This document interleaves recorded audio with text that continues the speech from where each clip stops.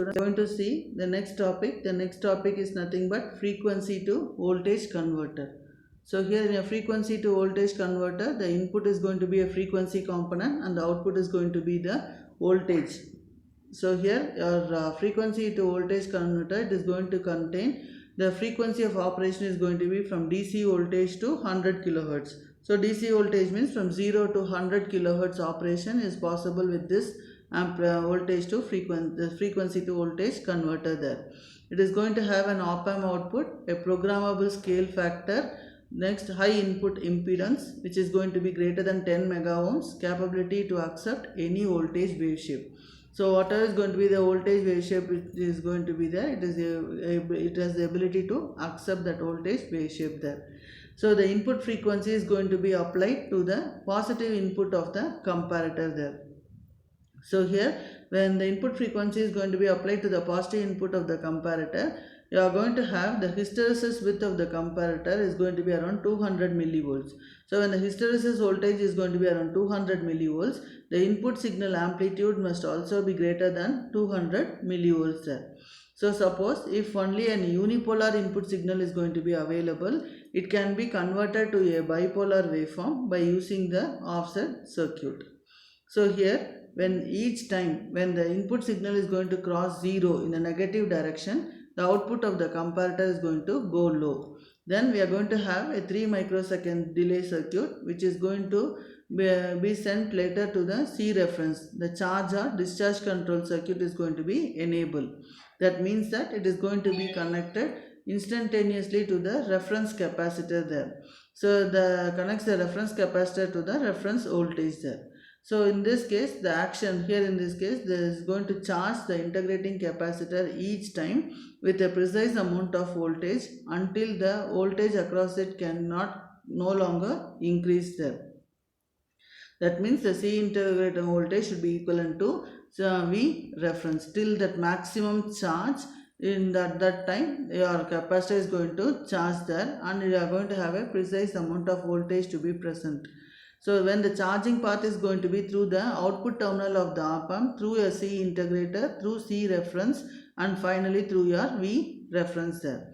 Each time the input waveform is going to cross the 0 in the positive direction, the output of the comparator is going to switch high. So then it is going to disable the C reference, that is the charge and discharge control circuit, and C reference is going to be shorted out. So the voltage across the C integrator is going to be retained because only the discharge path for the C integrator is going to be through R int, which is very large, so it cannot discharge. So the voltage across C int is going to be the output voltage V naught. So the amount of ripple on this V naught is going to be inversely proportional to the C int, that is the integrating capacitor, and the frequency of the input F naught. So for low frequencies, your integrating capacitor value can be increased in the range from 1 to 100 microfarad to reduce the ripple.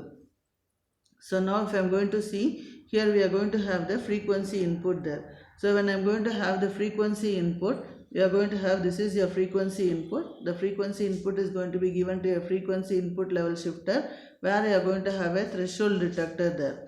So that means that your comparator output is going to be a -1. So if it is going to be a -1, the output of this comparator is also going to be a -1. So when it is going to be a -1, you are going to have a 3 milliseconds delay there. So when there is going to be given to a 3 milliseconds delay, this capacitance, this charge or discharge capacitor is going to be connected directly to the V reference there. So this is your V reference. This charge or discharging capacitor will be connected to V reference. When it is going to be connected to this V reference, see here in this case, when this frequency input is going to be given, the output is going to be a -1. So the output of this is going to be a negative. So here when this negative voltage is going to be given to a 3 millisecond delay, I am going to get a negative output voltage there.